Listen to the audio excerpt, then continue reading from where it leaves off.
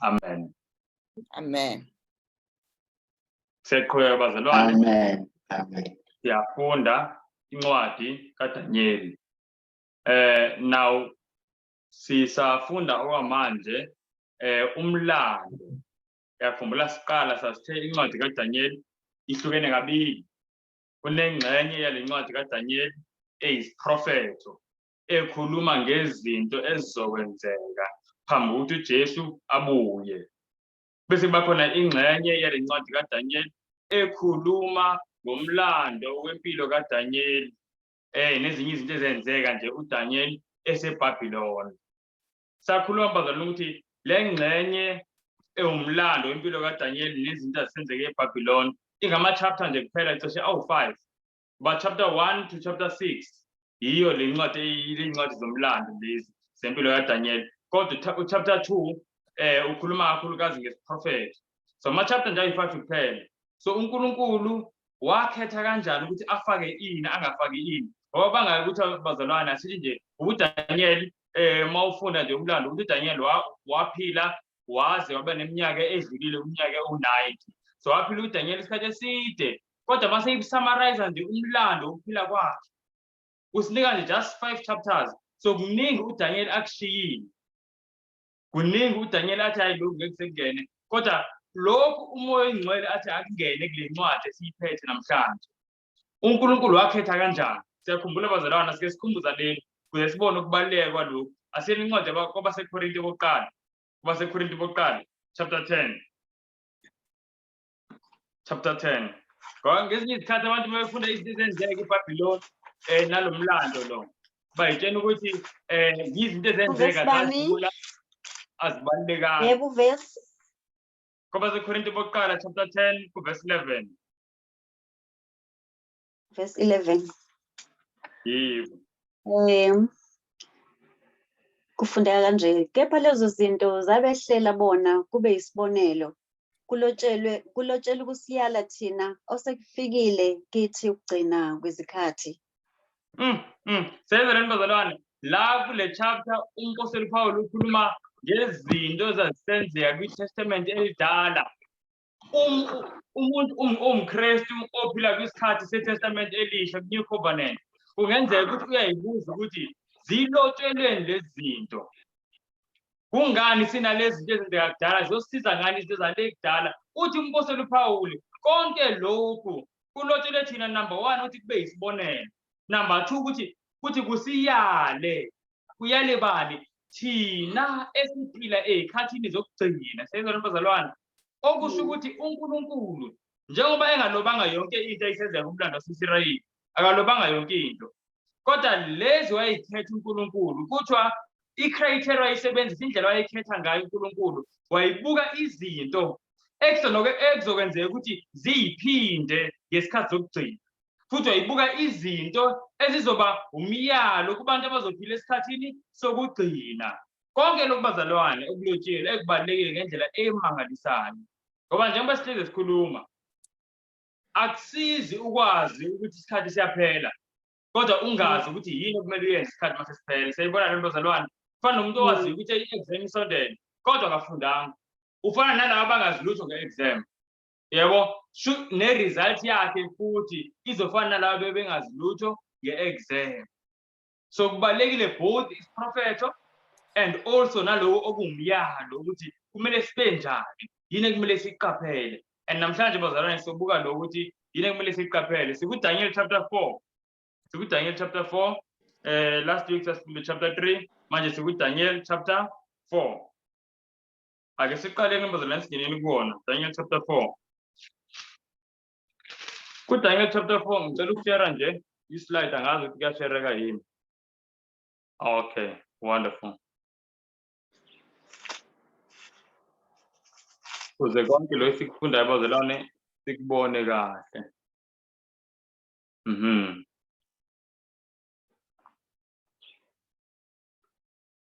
So sikuncwadi kaDaniel and siku chapter 4. Ngizocela sifunde ke masifunda la kuncwadi kaDaniel chapter 4. Asizoqala ku verse 1. Sizoqala la ku verse 19 sime ku-verse 27. Ngifuna sithole nje summary la kuleli chapter uNebukadnezar siyakhumbula bazalwane ila aphupha khona iphupho. Uyaphupha futhi kwesibili.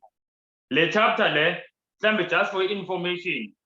Le chapter le ilotshwe uyena uNebukadnezar uqobo. Moyifunda nje uzothola ukuthi ngempela uyena wayiloba. And ukhuluma indaba yokuphenduka kwakhe. uNebukadnezar omunye wababusi abambalwa owenzelwe umusa omangalisayo okuzothi makukhala icilongo bazalwane makuvuswa abantu emathuneni very soon naye izomhlangabeza uJesu ngamafu ngoba uyase kule ncwadi ukuthi naye seyikhonza inkosi yezulu inkosi kaDanyeli. And lana uxoxa indaba yokuphenduka kwakhe. Bazalwane uyazi singangeni kuyona ngibona indlela umusa kaNkulunkulu omkhulu ngayo ukuthi kungaphenduka umuntu othi mawufunda ngayo ngisho nakuyincwadi zomlando ovela engathi umuntu wayekhohlakele ngendlela emangalisayo ngoba uNebukadnezar wayebulala afike kwezinye indawo mayobhubhisa ashise imizi yabantu. Yabona yonke nje lento yenziwa yinkosi njengoba ukuthi ziyabhubhisa ziyathatha isizwe esithile wayizenza naye Nebukadnezar. Kodwa uyacabanga ukuthi bazalwane makukhala icilongo naye uzovuka amhlangabeze uJesu ngamafu. Kuyamangalisa kakhulu. And uthi uJesu bazalwane bonke abanqobayo uzobavumela ukuthi bahlale naye etronini lakhe njengoba naye enqobile wahlala nobaba etronini likaBaba. Uyacabanga ukuthi bazalwane uNebukadnezar naye uzobe engomunye wabantu abazobe behleli etronini noJesu, itroni yezulu. Musa nje bazalwane kaNkulunkulu. USathane mayikhohlisa-ke sithi hayi wena wone kakhulu ngoba sathetheleleke. Kumele uqale uyibuze ukuthi ngize ngithi ngone kakhulu ngibulale baba. Ngathi kuzongena umuntu onje njengasembukile lo baba lo. Kwakunabantu ebabulala. Mawukuthi cabanga nje yakhumbula sifunda chapter 2 ngokuthi nje abantu bahluleke ukuphendula iphupho. Wathi uNebukadnezar nizonqunywa unqunywe ngisho nemindeni yenu. Uyayibona nje ukuthi isikhohlakalo esidala. Kodwa ngamandla omusa kaJesu uNebukadnezar naye malikhala icilongo emhlangabeze uJesu.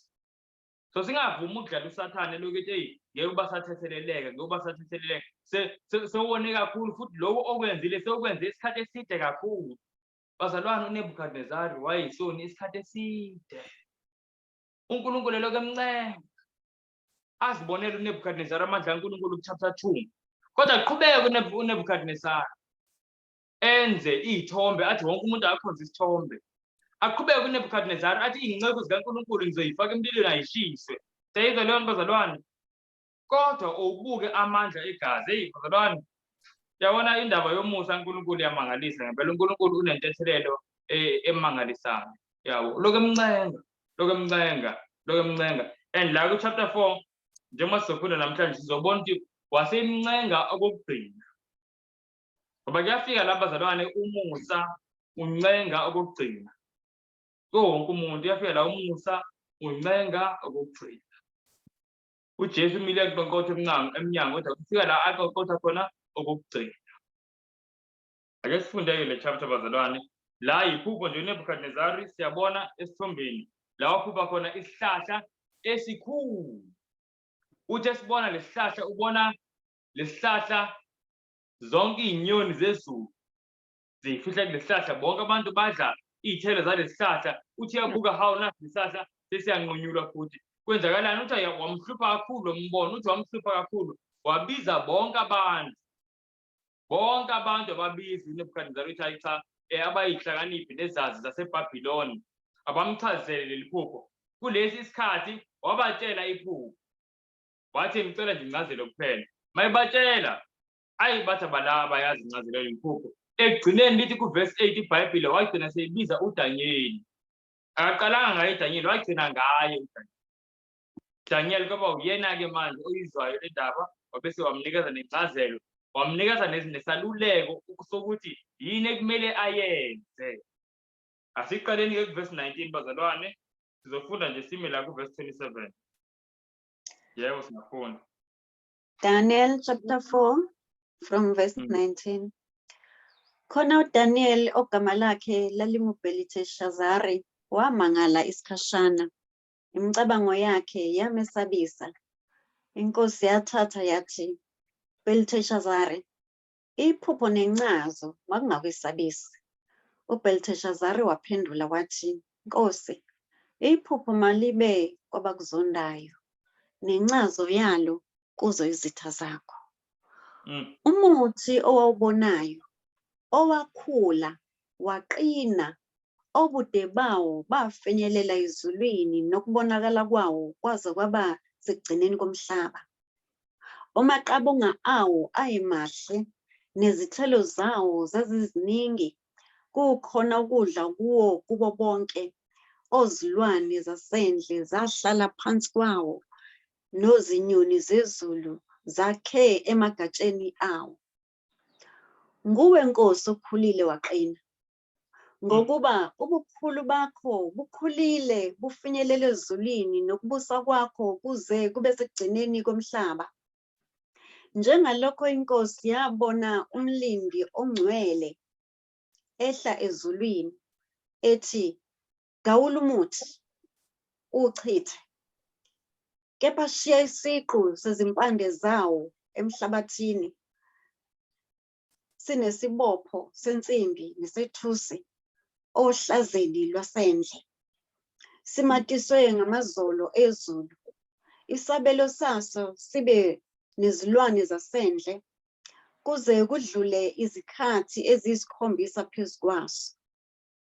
Nansi incazo, Nkosi, kuyisimemezelo sophezu konke esiyehlela inkosi yami, inkosi, sokuthi uyakuxoshwa kubantu, inhlalo yakho ibe nezilwane zasendle, udliswe utshani njengezinkabi, umatiswe ngamazolo ezulu, kudlule izikhathi eziyisikhombisa phezu kwakho, uze wazi ukuthi ophezu konke ubusa imibuso yabantu ayinike amthandayo.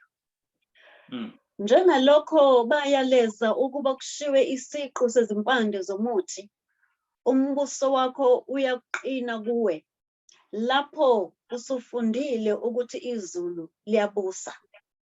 Ngalokho, Nkosi, masamukeleke kuwe iseluleko sami, unqamule izono zakho ngokulunga, nobubi bakho ngokuba nomusa kwabampofu, mhlawumbe kungelulwa ukuthula kwakho.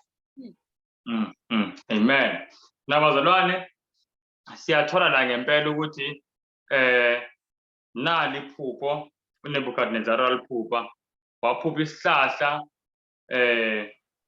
esikhulu, umuthi omkhulu, and ukuthi umuhle futhi ngekho umkhulu nje kuphela, umuhle ubonwa yibo bonke abantu lisenzela iBhayibheli, futhi nezinyoni zezulu nabantu bomhlaba bethola ukudla kulo muthi.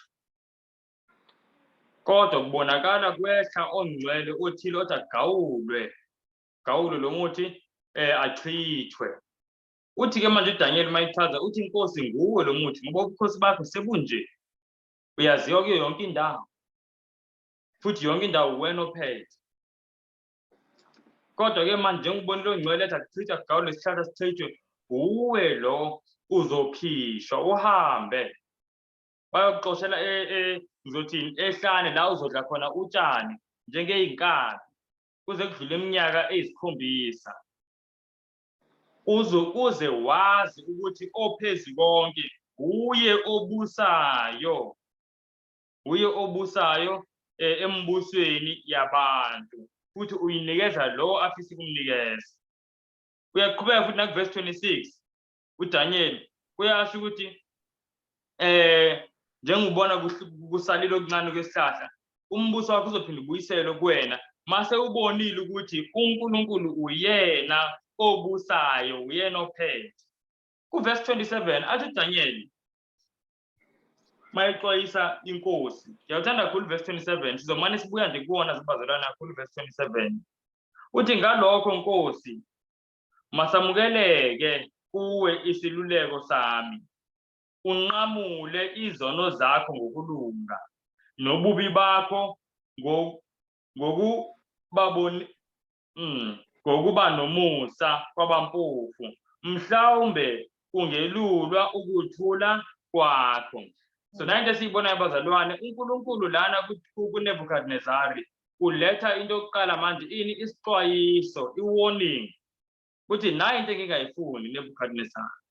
Kungathi wena awuboni ukuthi uNkulunkulu obusayo ophethe la emhlabeni. Nayi into engifisa siyibuke bazalwane ukuthi uNebukadnezar inkinga yakhe kungathi indlela wayesenza ngayo kwakungathi lo mbuso akawunikezwanga nguJehova.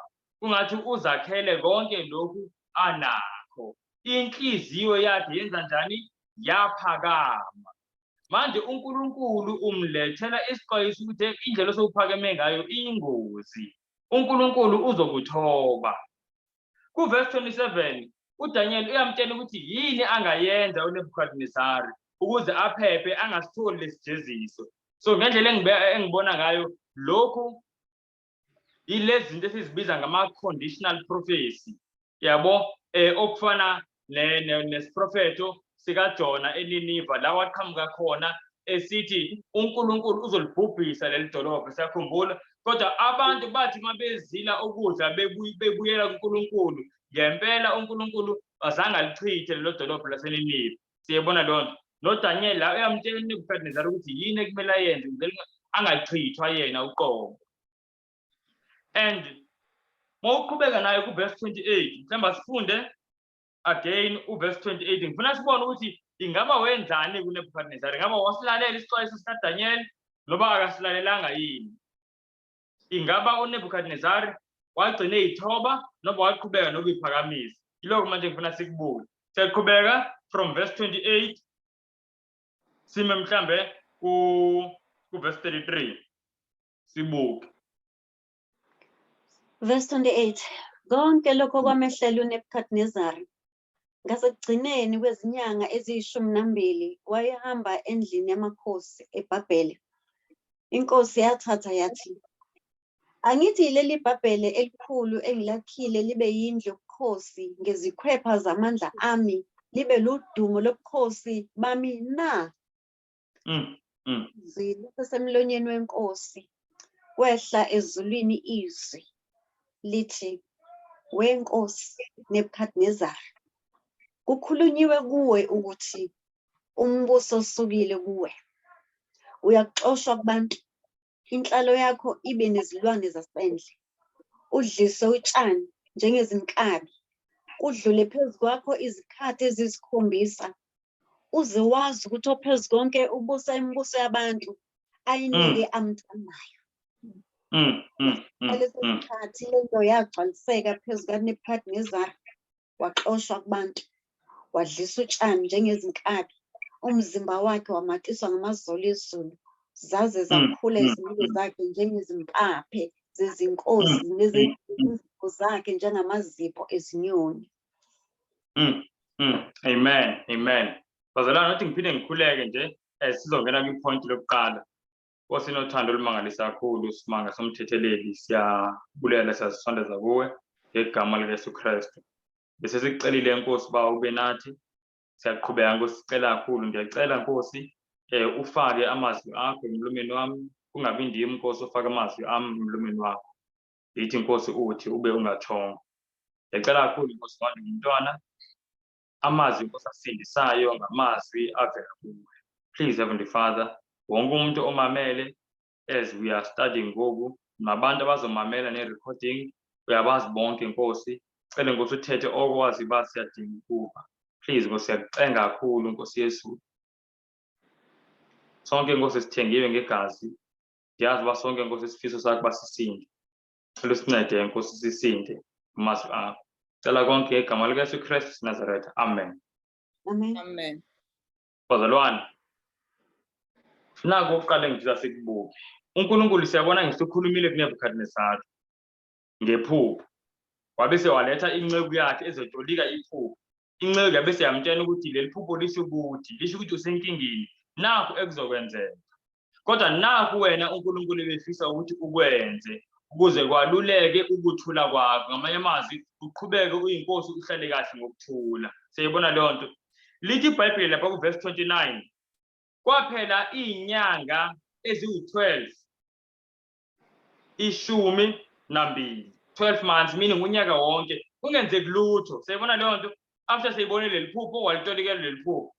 ngiyacabanga ukuthi uNebukadnezar kuloyo kuphela inyanga kwabuya kuphela lo ukuthi wabe waphupha into kanje. Mhlambe lamazwi kaDaniel aqale ambamba kwesikhashana. Kodwa ngokuya kuhamba isikhathi wathi hayi man leyanto ngenzeka ukuthi akuyiphupho nje.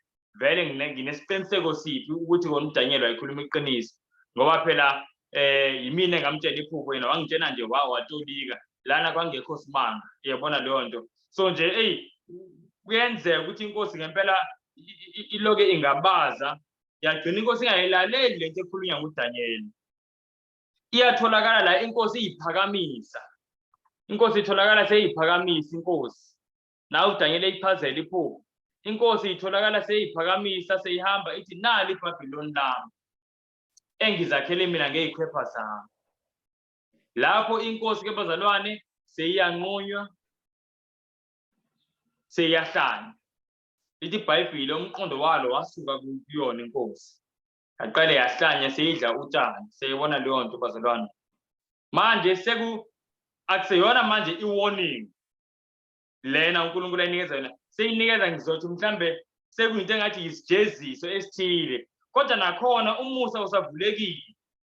Kuthi maseyibona ngalesijeziso kuthiwa ngoba mawufunda lapha kuverse 25 no verse 26 kuthiwa lokhu kuzokwenzeka ukuze ubone wena nkosi ukuthi izulu liyabusa. Seyibona lento bazalwane. So konke lokho kwenzeka ukuthi uNebukadnezar kube nento ayibonayo ukuze aphenduke. Nayo isifundo lesi sithola abazalwane sokuqala ukuthi uNkulunkulu uyakhuluma kumuntu. uNkulunkulu uyakhuluma kumuntu. Okokuqala ukhuluma nje ngezwi lakhe. Yebo ngisho nangephupho. Mawufunda incwadi kaJobe chapter 33 kuverse 13 no 14 yasho iBhayibheli ukuthi uNkulunkulu uyakhuluma kanye yebo okwesibili. Kodwa abantu abamuzwa. Kuthi uyakhuluma ephusheni noba nasembonweni umuntu olele. Siyabona leyo uNkulunkulu so uyakhuluma kanye okwesibili kodwa abantu benze njani? Abamuzwa uNkulunkulu. uNkulunkulu uyakhuluma ngezwi lakhe. Mase singamuzwanga ngezwi lakhe uNkulunkulu. Aqale uNkulunkulu aqhubeke uNkulunkulu ukukhuluma ngoba uyasithanda. Kodwa manje uphase number 2 wokukhuluma kwakhe seyikhuluma ngeinhlekelele. Sekonakala izinto. Seyibona lento bazalwane. Ngoba asilalelanga izwi lakhe uthi uNkulunkulu hayi mhlambe bayolalela mase ngathi kunezinto ezonakalayo. Yingakho noma ufunda kumzekeliso uJesu asinikeza wona wendodana yolahleko lapha kuLuka 15. Mawufunda kulo mzekeliso ukuthi indodana yolahleka yenza konke yaya kwanhliziyo ngiso yenza konke efisa ukwenza. Yathi noma imali seyiphelile indodana yolahleko kwangabikho ukuthi ayibuyele ekhaya. Kodwa lithi iBhayibheli kwathi mase kuba nendlala kulelo lizwe. Yaqale yaswela. Yayosebenza yaqhubeka indlala yaba ngamandla indlala. Lithi iBhayibheli kuverse 17 kwasa kuyona ngamanye amazwi yabuyela emqondweni. Siyabona leyo nto? Kwakudinga ukuthi kube khona isimo esinzima ukuthi ibuyele emqondweni le ndodana yolahleko. Nakuthina bazalwane kunjalo. uNkulunkulu ufisa ukuthi simlalele ekhuluma nje ngezwi lakhe. Ekhuluma nje ngezwi lakhe. Eyikhuluma le ndaba uDaniel. Uyayazi uDaniel by experience. Njengoba uDaniel elapha eBhabheli amaSirayeli athunjiwe. Hayi ngoba uNkulunkulu ewazonda. Seyizwa leyo nto ngoba usaqhubeka nokukhuluma kwakhe. Uqala akhulume kubona lithi iBhayibheli wakhuluma kubona ngabaprofeti. Wakhuluma kubona ngabaprofeti ebaxwayisa. Ebaxwayisa athi ningahambi ngale ndlela. Ningahambi ngale ndlela. Nalo kwenzeka manamba ngale ndlela. Kodwa bamlalelanga. Lithi iBhayibheli babathatha kancane abaprofeti bamdelela uNkulunkulu nezwi lakhe nezingcezu zakhe bahlekisa ngazo. Seyibona lo bazalwane bafika ke oNebukadnezar balithathi izwe lakaSirayeli kanjani. So uDaniel lento uyayazi by experience. Uyazi by experience uDaniel lo. Nabazalwane nakuthina uNkulunkulu uyakhuluma. Ziningi izinto uNkulunkulu azikhuluma kuthina and masingalaleli esakhuluma ngezwi lakhe. uNkulunkulu uzokhuluma ngenhlekelele. Kuzokonakala ekuphileni kwethu. Uyabona uNkulunkulu mayezoxwayisa umuntu mhlambe. Uyabona ilesson yethu yakhumbula ilesson yethu yokuqala sasifunda kuchapter 1. Sasifunda nje ngendaba, safunda into eziningi, safunda nange-diet. Angeke ngenze nje isibonelo nge-diet. Kunomama engimaziyo. Angeke futhi abe nenkinga manje ngikhuluma lokho ngoba uyathanda naye ukufakaza ngalokho ukuthi ngezikhathi ezidlule makukhulunywa ngendaba ye-diet nendlela uNkulunkulu afisa ukuthi sibe yiyona ngokwezempilo nje ngowe-diet nangokuyiphatha nje komzimba. Njengokuthi uNkulunkulu anazile ukuthi imizimba yenu itempile kaMoya oNgcwele nokuthi anisibo abeni ngoba nathengwa ngenani elikhulu.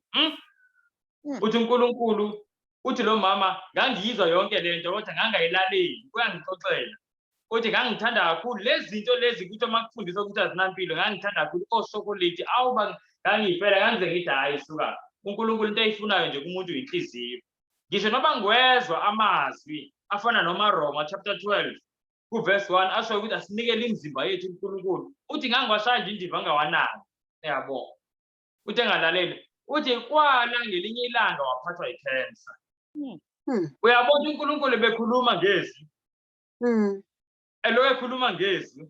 Eloyo ekhuluma engalaleli umuntu kaNkulunkulu. Uthi uNkulunkulu ngoba unomusa omkhulu eqhubeka uyakhuluma. Uthi ngikhulume manje ngenhlekelele. Safika isizwe. Uthi umama zabuya zonke lezimfundiso. Zabuya zonke lezimfundiso ukuthi kodwa ngathi befuthi kubuya ngisho nalezi zazikhuluma kakhulukazi ngomdlavuza lo. Wakhumbula ukuthi inkinga le engiyifake kuyona. Hayi uthi hayi wahlangana nabantu abaziyo ukuthi cha ngempela badila ngalezi zinto zempilo. Uthi ngempela wasiza njengoba sikhuluma nje kuyimanje akanayo i-cancer lo mama lo. Uyixoxa lento seyidlulile. And uthi nokusizakala kwakhe kwasizakala ukuthi alalele lento uNkulunkulu ayemyala ngayo. Siyabona leyo nto. So yenye yezinto asiyikhulumile leyo. Sengiyenza nje isibonelo ukuthi uNkulunkulu uyakhuluma ngezwi. Masingamlaleli kuze inhlekelele. And futhi inhlekelele nakhona singakhetha ukuthi singamlaleli noma sekonakele izinto. Siyabona leyo nto. Lapha ayisekho into uNkulunkulu angayenza ukusindisa. Okunye sasikhulumile sifunda ku-chapter 1 Daniel. Sasikhulume ngendaba yokukhulisa izingane. Sasibuka nje indaba ukuthi oDaniel indlela abakhuliswe ngayo yabona nje iyammangalisa ngempela. Sabuka futhi nama-principles la ezwini kaNkulunkulu zokuthi ingane ikhuliswa kanjani. Kusenokwenzeka ukuthi omunye umzali athi hayi cha mina ngiyizwa lento. Yabona lamavesi akhuluma ngokuthi ingane yishaye okanye noma yaluleke ngenduku lisekhona ithemba. Yabona omunye athi hayi cha lento yokushaya ingane angiyizwa kahle mina ngilalela uhulumeni. Yabo eyami ingane njani ngifuna iphatheke kahle. Yami ingane ngeke ngifuna ngakhula kakhulu mina ngifuna ukuthi ithole noma yini eyifunayo. Ingane mayifunayo mayikhomba lokhu abeyinika. uNkulunkulu aqhubeke ekhuluma ngezwi athi hayi akwenziwa kanje. Akwenziwa kanje. Until kwenzeka inhlekelele umuntu ingane imphunyuke esandleni. Njengoba ingane seyijwayele vele ukuthi yenza ukufisa kwayo. Iqhubeke nalo mqondo athi yabona mhlawumbe umzali ingane siyida kamusi. Enze isibonelo. Athi yabona ingane ayisamlaleli iyamdelela kwayona imfikela nembethe la ikhanda. Athi mayinemali imkhiphisa imali angisho akayifundisanga ukuhlonipha i-authority yomzali. Manje ingane iqhubeka nje ngaleyo. So manje uNkulunkulu seyakhuluma futhi nangani ngenhlekelele. And sengizima manje bazalwane ukubuyela emuva. Izinto lezi ezenzakalayo ziningi ezinye izibonelo engingazenza. Kodwa nje uNkulunkulu ngifisa sikubambe ukuthi uqala akhulume ngezwi. Uyasithanda uNkulunkulu. Masingalalelanga izwi lakhe akhulume ngenhlekelele okugcina. Mase singalalele ekhuluma ngenhlekelele bazalwane ayikho into uNkulunkulu angayenza. Ngoba usambulele uthando lwakhe oqala mayikhuluma ngezwi. Ngoba mayikhuluma ngezwi usambulela uthando lwakhe. Asibonisa indlela asithanda ngayo. Thothi asizwa.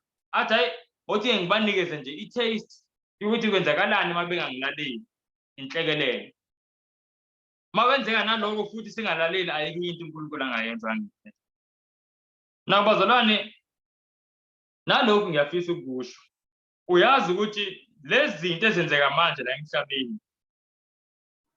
Njengoba kwaqala kwaba khona ubhubhane kwaba khona abantu abasonayo. Nezifo ezinye ezikhona. Ukhona nezimo manje zezulu. Bathi climate change khona nokuzamazama kwezulu. Zonke nje lezi zinto ezibalwa uJesu kwincwadi kaMateyu 24 kuverse 7 athi zizokwenzeka zandilile kubuya kwakhe. Uyazi ukuthi bazalwane uNkulunkulu uyakhuluma la. Uyazi uNkulunkulu bazalwane, ngizwa abanye bathi hayi sekuqaliwe manje okwahlulela. uNkulunkulu hayi sekubhedile ongcwele ahlale seyingcwele. Ngithi abantu ababoni uNkulunkulu usakhuluma. uNkulunkulu uqale akhulume ngezibusiso abapha zona abantu. uNkulunkulu ngesingesi ngaze ngithi uNkulunkulu uqale akhulume by blessings given. And abantu babengamlaleli, he speaks by blessings removed. Kunjalo nje. Ake sibuke incwadi eyichazayo le ndaba, senincwadi kaAmos ekhuluma ngale zikhathi esiphila kuzona bazalwane. Ngoba kuthiwa le ncwadi esiyifunda kaDaniel ilotshelwe thina. So lama lessons esifunda kuyona kumele sithole application kuthina esiphila manje le zikhathi zokugcina.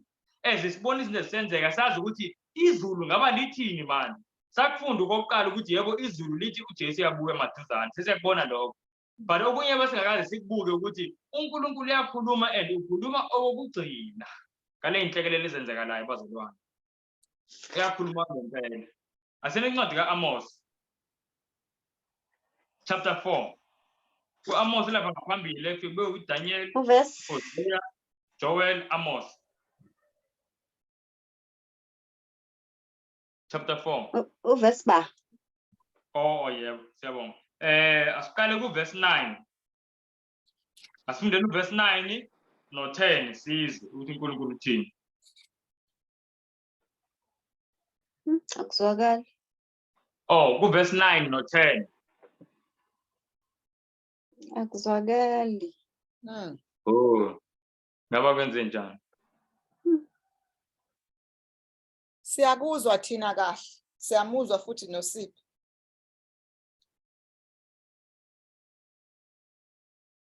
Hello. Kuyazwakala bazalwane? Yebo siyakuzwa. Yebo siyakuzwa.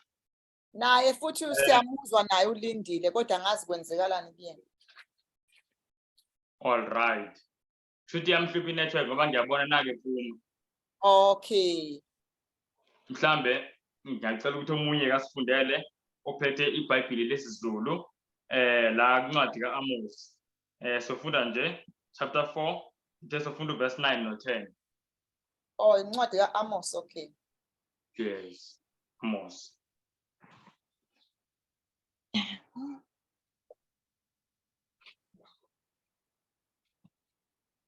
Angicela uSwazi asibambele njengoba esaphumile usisi. Ngizama ukwenza njalo sisi bengayiphethe izibuko zami. Ngiyavula uAmos. Amos chapter 4 verse what? Verse 9 and 10. 9 and 10. Siyabonga bhuti.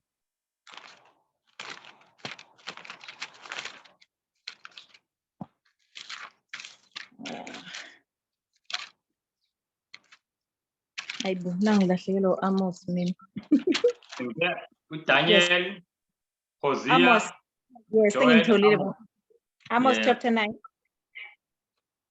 Chapter 4, verse 9 and 10. 9 and 10. Okay. Nganishaya ngokuhamuka nesikhutha, izivande zenu nezivini zenu nemikhiwane yenu neminqumo yenu eminingi kwadliwa isibotho. Kepha nokho anibuyelanga kimi, utsho uJehova. 10. Nganithumela isifo ngendlela yaseGibhithe. Ngazibulala izinsizwa zenu ngenkemba, mayibabo.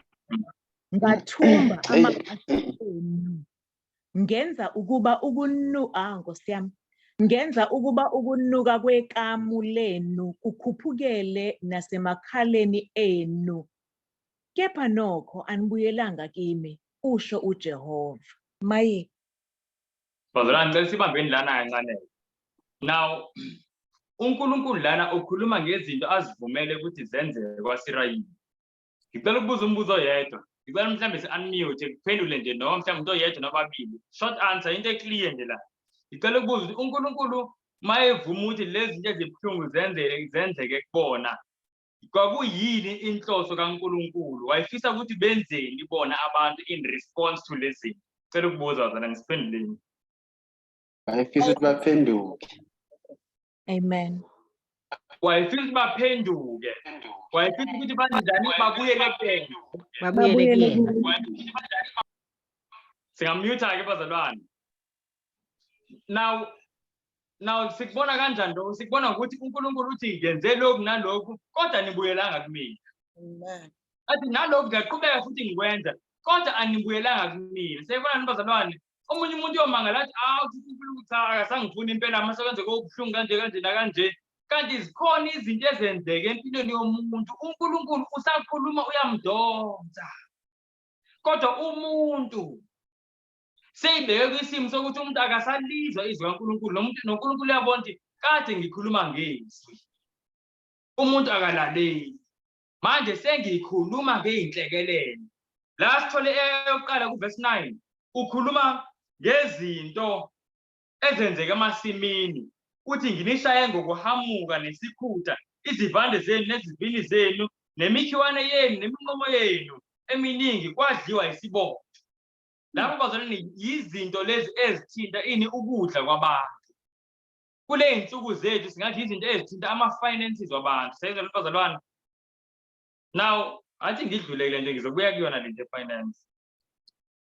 ekwesibili uNkulunkulu akhulume ngento esesidlula kuyona uthi usishaye nge-pestilence uthi nganithumela isifo pestilence ubhubhane njengoba kusenzeka ubhubhane safunda ukuthi yebo lokhu kubika ukuthi uJesu semnyango bazalwane icilongo very soon lizokhala kodwa kunye besingakuboni ngalokho ukuthi kubika ukuthi uNkulunkulu uyakhuluma futhi ukhuluma okokugcina khuluma okugcina uNkulunkulu and njengoba kwenzeka lezi zinto kufa abantu thina sibona kufa abantu sizithenja uNkulunkulu seyithi ukuthele akasakhulumi seyajezisa kanti uthi uNkulunkulu yenye yezindlela engikhuluma ngayo mase ngizothula ngikhuluma kanje mase ngizothula sayibona lona bazalwane yathi uNkulunkulu angasiza njalo masizizwe kaNkulunkulu singavumi ukuze kufike la uNkulunkulu seyikhuluma ngenhlekelele sivume ukulalela kusekuhle esakhuluma uNkulunkulu ngezwi lakhe now ake ngikhulume bazalwane ngale ndaba ye-finance kade sifunda nge-economy ezofeyila umhlaba wonke kodwa angifisi ukungakunaki ukuthi kuyenzeka ukuthi i-economy ingakafeli umhlaba wonke ibe sekunamakhaya la ifeyila kuwona ube namakhaya la imali ngempela ayikho izinto zihamba kanzima konke lokho bazalwane kuyenzeka now kuyenzeka ukuthi ngezinye izikhathi bazalwane lokhu kuhambiselana naleli vesi uthi uNkulunkulu kunento afisa ukuyikhuluma kuthina and then uNkulunkulu uthi uzovuma wonke umhlaba ube kule simo lesi sayifunda le ndaba yokufela i-economy uJesu mafunda incwadi kaMateyu 24 kuverse 7 uthi kuzoba khona indlala the same verse ekhuluma ngobhubhane ikhuluma nangendlala nangokuzamazama komhlaba sibona thina eTurkey naseSyria kushona abantu almost 50,000 kwabantu bayashona ngenhlekelele nje yodwa sithi cha yabona manje haya umusa usekho bazalwane umusa usekhona kusekhona intuba izulu liyakhuluma yebo kubi labo sebeshonile ayikho into abangasayenza kodwa kulabo abalahlekene abasaphila abeke bayihlole ngempela ukuthi bame kuphi noNkulunkulu akusho mina lokhu bazalwane kusho izwi likaNkulunkulu uze athi uNkulunkulu amadodana enu namadoda enu konke ngivumile ukuthi kufe konke bafe kodwa nibuyelanga kumina sayibona leyo nto nayo indaba ye-economy bazalwane iyona eyenzekayo manje and ngiyakufisa bazalwane ukuphinda lokuthi le nto besiyifunda last year sesiyayibona bazalwane iqale iyenzeka I'm sure abantu abaningi abazilandela indaba babonile amabhenki ecollector siyabona ukutatazela kwezizwe bazalwane ukutatazela kwezizwe siyakubona and ngiyafisa ukuphinda lokuthi i-economy kumele vele ifele kungani ngisho kanjalo bazalwane yingoba ukuze kungene lento esihlezi sifunda ngayo ekuthiwa uPaul usilo kumele ohulumeni babe ne-control ephelele yey'mali zabantu. Kodwa imali ewucash ayicontroleki. Imali ewucash. Uhulumeni bonke uhulumeni bafuna imali bazalwane e-digital. Kulo ngikusho lokhu. And bafuna yonke imali i-centralize. Uyazi ukuthi nase-America njengoba collapse amabhenki, yazi ukuthi manje nje kwenzakalani manje yasikhuluma. I-government yaseMelika ithe abantu bebeney'mali kulamabhenki la awile akholepsile. Ithe izobabuyisela iy'mali zabo. Kwaba khona abantu ababuzayo ukuthi ingaba lokhu kuyokwenzeka kuwo wonke yini amabhenki awayo abantu bayobuyiselwa yini iy'mali zabo. Wathi uSecretary General lo wathi cha bazokhetha njengohulumeni ukuthi iliphi ibhenki elifanelwe ukuthi abantu abanemali ekhona babuyiselwe, amanye ngiyazi abuyiselwe. Kuzobukwa nokuthi ibhenki lingakanani nokuthi i-impact yokuwa kwalo lelo bhenki ingaba izoyihlupha kangakanani economy, zonke lezi zinto. Kwasho ukuthi cha impela enkulumeni yakhe amanye amabhenki amancane, abantu abaney'mali ezisemabhenkini amancane yabaza bayibuyisele. Now uyazi ukuthi lento izokwenzani. And abantu abafunda nge-economy sebeyibonile othi ngibuyele kuma-slides wami bese ngikhohlwe ukushare. Ngifuna siyibone bazalwane ukuthi iya kuphi. Because uNkulunkulu uyafisa ukuthi sihlakaniphe siwalandele ama-signs ngesikhathi. Besila. All right. Sakubuka lokhu last week amabhenki collapse. Now sakubuka naloku khulunywa nge-recession ezayo, kune-recession nakanjani. Now ayisibuke lokhu bazalwane. Bengisachaza ukuthi njengoba uhulumeni ethe amabhenki bazokwazi ukuthi babuyisele abantu khona imali. Yila mabhenki athe ukuba makhulu abangafuni ukuthi awe. Uyazi lokhu ukuthi kwenzani?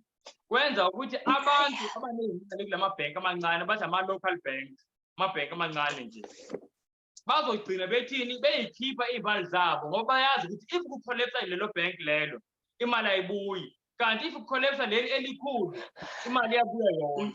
So abantu bazogcina beyikhipha iy'mali kulamabhenki amancane bayifaka kulamabhenki amakhulu. And le nto ihambelana nalento besiyifunda bazalwane, uyazi i-government njengoba isenza lento, abantu babeyikhipha iy'mali kulamabhenki amancane kwenzeka lento ekuthiwa yi-bank run. Uma kune-bank run, ibhenki iya-collapse automatically iba-bankrupt ngoba bonke abantu bafuna ukukhipha imali ngesikhathi esisodwa bayaphenika, yabo. So la mabhenki amancane in the next few months or so sizowabona ngempela egingqeka ngoba uhulumeni into efuna ukuyenza ufuna ukucentralize imali, ulungiselela lento abathi i-central bank digital currency. Le mali le sasikhulume ngayo last year ukuthi bafuna imali e-digital, but ukuze ibe kanjalo kumele i-economy i-centralize. Amabhenki angabikho maningi ukuthi kunamabhenki awu-100 cha. Kumele kube amabhenki ambalwa. So manje already lana le article esiyifundayo ithi too big to fail lenders rake in deposits after 3 banks fail. So siyatshela ukuthi la mabhenki amakhulu athola ama-deposits amaningi manje sebaningi abantu abangena kula mabhenki amakhulu after lana awu-3 efeyilile. And the reason being abantu bazwile ukuthi la amancane akazufandwa amabhenki, azofandwa yila makhulu. And konke lokhu bazalwane kuhambiselana nesiprofethi. Konke kuhambiselana nesiprofethi. And eventually i-economy yonke izofeyila ukuze bakwazi ukuthi ba-introduce le e-digital. Now uNkulunkulu mayivumela ukuthi umnotho womhlaba ufeyile bazalwane, usuke engajezisi. Siyezwa leyo nto? Usuke ufuna simlalele. Athi ngichaze kanje ngifuna ukwenza isibonelo ukuze simuzwe bazalwane uNkulunkulu senza kanjani. Uyabona manje nginengane. Uma ngabe sithi mhlambe nginengane asithi bengi-TV la ekhaya. Sithi nginengane yami ibuka i-TV.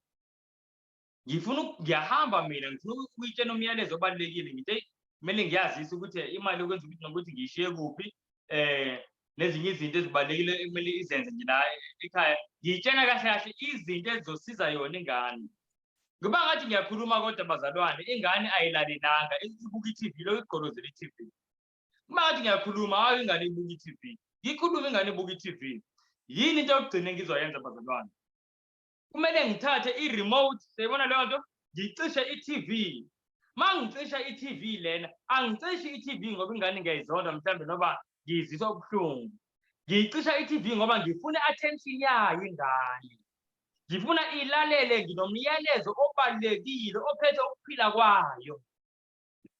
And bazalwane, ebantwini abaningi imali iyi-TV yabo kulesibonelo. Abantu abaningi bahlanyiswa imali. Into eyenza ukuthi abantu abaningi bangamnaki nokumnaka uNkulunkulu imali, babhizi abantu bajaha imali. Manje uNkulunkulu ufika esikhathini la ethi isikhathi esiyaphela, ngiyabafuna abantu bami ngoba bathengiwe ngegazi. Sikhuluma bazalwane, uJesu namanxeba ezandleni nasesiphongo amanxeba wemqhele wameva. Meva angena ekhaya. And uJesu njalo bazalwane unesifiso ukuthi abantu basinde. Kodwa kunale TV ebambe imiqondo yabantu eyimali. Imali ebabambile abantu. Uthi uJesu manje ngizovuma ukuthi imali ifeyile. Abantu imali ifeyile.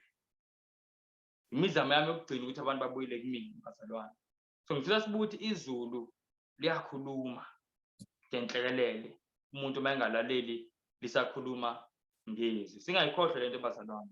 Ziningi esizifundile, ziningi ezinye into uNkulunkulu aziqhubeka esifundisa. Singavumi ukukhulunywa kuthina ngenhlekelele.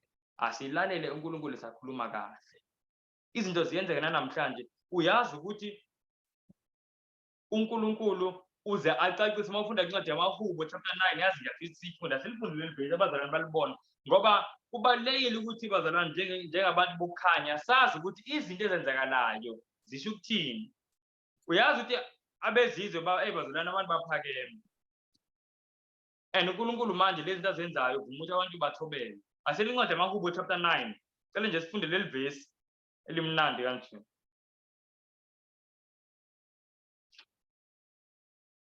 Mahubo chapter 9 ku verse 20.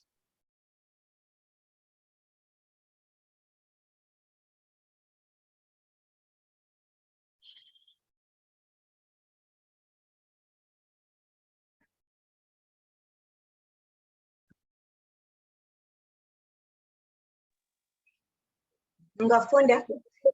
Yebo. 9 verse 20. Oh, but okay. Amahubo chapter 9 verse 20. Mabashaywe luvalo Jehova abezizwe mabazazi ukuthi bangabantu nje. Sela. Sentence bazalwane. Hey, ngithanda nge-English ithi put them in fear, O Lord, that they may know themselves to be just but men. Ukuthi mabazazi ukuthi bangabantu nje kuphela. Uyazi uJesu mayekhuluma kwincwadi kaLuka chapter 21 ekhuluma ngezinto ezizokwenzeka emhlabeni uthi abantu bazoshaya uvalo bebuka into ezenzekalayo futhi bebuka nezinto ezisazokwenzeka ukuthi abantu bazoshaya uvalo.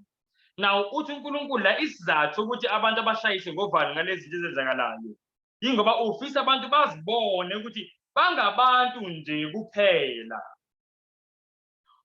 Okusho ukuthi abantu abaziboni bengabantu nje kuphela. Uyazi bazalwane, asikwazi ukuphakama kusenhlizweni zabantu. Kakhulukazi ababusi nabantu abayibona bezizicebi la emhlabeni. Abanakho nje ukubona ngathi nje yena uwumuntu nje. Kuba ngathi uNkulunkulu omncane la emhlabeni. Manje uthi uNkulunkulu abashaya uvalo. Abashaya uvalo kugingqeka amabhizinisi. Kugingqeka lokhu abashaya uvalo. Kuze bazibone ukuthi bangabantu nje kuphela. Uyabona kakhulukazi indaba ephathelene nempilo nesifo ebazalwane iyamkhumbuza ukuthi umuntu yazi ngumuntu nje kuphela. Ngumuntu nje angisinkulunkulu. Bengikhohliswa imali leningi enginayo. Ngumuntu angilutho. Ngoba abantu baphakeme. So uNkulunkulu bazalwane uyakhuluma and ukhuluma okugcina. Mawufunda lapha kaAmos ukuthi asayifundanga uverse 12. Uthi uNkulunkulu njengoba seyizenzile lezi zinto kodwa abantu ababuyela kuyena uze athi kuverse 12 ngoba ke manje ngikwenzile lokho kodwa nibuyela kumina uthi ilungiselelani ukuhlangana noNkulunkulu wenu oSirayeli. Uthi prepare to meet thy God. Uthi ayisekho into esele ngizoyenza. Lungiselelani manje ukwahlulela ukuhlangana noNkulunkulu. Ayisekho enye into. So nathi bazalwane njengoba sibona emhlabeni kunje umyalezo uNkulunkulu umoya wakhe awufaka kumina uthi bazalwane asilungiseleni ukuhlangana noNkulunkulu. uNkulunkulu manje ukhuluma okugcina. uNkulunkulu ukhuluma ukugcina bazalwane siphila impela ensukwini zokugcina mawukuthi kunezono engaziwa bazalwane ukuthi zisenhliziyweni yami and izono ngisabambelele kuzona engathi uNkulunkulu angangisiza ngishiye nje konke kube isifiso somuntu wonke abazalwane ngempela uNkulunkulu ukhuluma ukugcina umhlaba esiphila kuwona umhlaba ocorrupt thode wonke umuntu une-corruption ethile angene kuyona abanye baze bayithethelele bathi hayi vele ngoba uyazi ngaye ngezwa mina umfundisi hayi umuntu ngezwa umuntu owumfundisi yabona bazalwane ububi indlela obugadle ngayo kamangalisi ethi hayi ngoba vele lo mhlaba esikuwona sekuyi-system e-corrupt so kumele sizame ukumenuva kule system nathi singaze siphume kuthina kule system engabuki ukuthi nathi sizame ukuthi singaze-exclude yabona leyo nto leyo bazalwane ukuthi ngi-encourage abazalwane ngendlela ey'phansi ukuthi nawe uma ukuthi ku-corrupt uma umiswa yiphoyisa indlela i-system eyiyona le khipha imali bribe uma ukuthi uyokwenza ilayisensi indlela i-system eyiyona hayi ukuthi yabona uma sengiziduduza kanjalo ngithi indlela i-system eyiyona hayi ukuthi ngi-corrupt corruption leyo bazalwane izwi kaNkulunkulu alihambi na-system akazi ukuthi uNkulunkulu lalela umyalo wami kune-system ethile umyalo kaNkulunkulu umile nje unjalo whether kune-system akho system and bazalwane uNkulunkulu uyakhuluma ogcina ake sibuke nje enye into ake sibuke enye lesson just 3 lessons esiwabuka bazalwane so kusele 2 manje sesiyabuka lokuqala ukuthi uNkulunkulu uyakhuluma ngezwi masingalalelanga akhulume ngenhlekelelo ake sibuke enye lesson bazalwane asiyele kwincwadi kaDaniel chapter 5 ake sibuke ukuthi yini eyenza ukuthi uNebukadnezari kahle agcine esehlela ilento le ebuhlungu kanje siyatshela lento kwincwadi kaDaniel chapter 5 Daniel chapter 5 asiye kuverse 18 siqala kuverse 18 sime kuverse 21 sibuthi yini eyenzeka ukuthi kuNebukadnezari yini kahle leyo uNkulunkulu wayengayifuni ukuyibona enhliziyweni yakhe Daniel 5 verse 18 to 21 Bali usubuyile Malili. I think usazama ukuconnecta kuthiwa connecting to audio. Ukhona link? Okay. Chapter 5 verse 18 to 21 okay.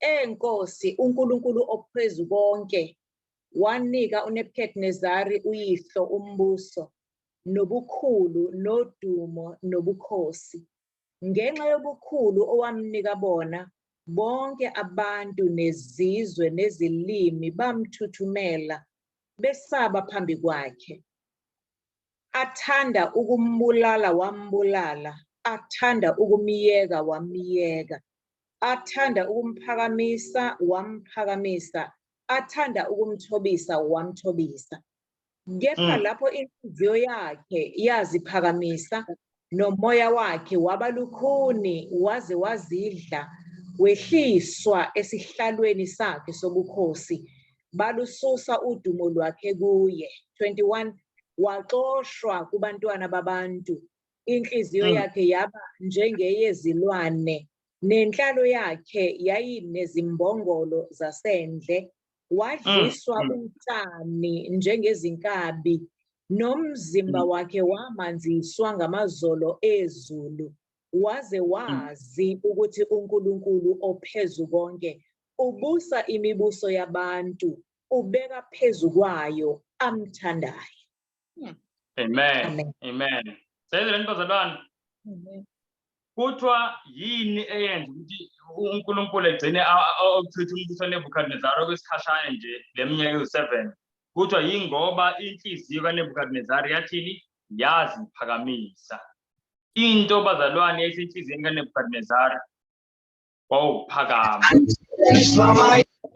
мы таджики, мы носители смелые мы духа,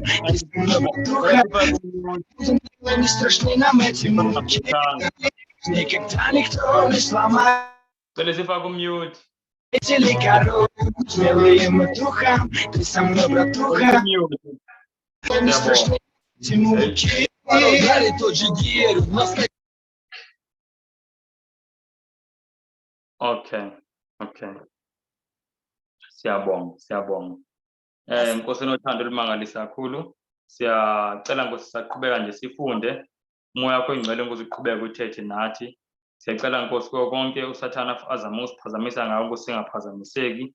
Kodwa Nkosi inhliziyo zethu zimamele Nkosi ilizwi lakho. Ngegama likaYesu Kristu siyacela, amen. Amen. Bazalwane, siyathola la ukuthi uNebukadnezar inkinga yakhe wayinayo ukuphakama. Siyayibona leyo nto. Na ngifisa nje sibuye kancane le ndaba yokuphakama. Uyazi indaba yokuphakama bazalwane, yisono esenza sibe la njengoba sila namhlanje. Kuze konakale yonke into yaqala ngokuphakama kwenhliziyo. Bible sake sakufunda lokuthi into eyenza ukuthi uLucifer akhishwe ezulwini yinto wayicabanga enhliziyweni. Kwakuthi elithi iBhayibheli kwakuphakeme inhliziyo yakhe. Kuthiwa ngoba wathi enhliziyweni yakhe ngiyakhubukela ezulwini. Siyabona leyo nto. Waze wathi ngizozenza ngibe njengophezu konke. Konke lokhu lithi iBhayibheli mawufunda ku-Isaiah 14 ku-verse 12. Lithi konke lokhu wayekusho kephi? Enhliziyweni ukuphakama. And le nto bazalwane yamenza uLucifer enze njani? Akhishwe ezulwini. Siyezwa loo nto bazalwane? Yenza ukuthi uLucifer akhishwe ezulwini le nto. Njalo uJesu mayibona ukuphakama ey'nhliziyweni zethu bazalwane, inhliziyo yakhe iba buhlungu ngoba ubona ey'nhliziyweni zethu into eyamenza ukuthi alahlekelwe yenye yezingilosi zakhe wayeyithanda kakhulu. Abanye bethu asikaze sihlale siphansi sicabanga ukuthi uyazi ukuthi uJesu wayemthanda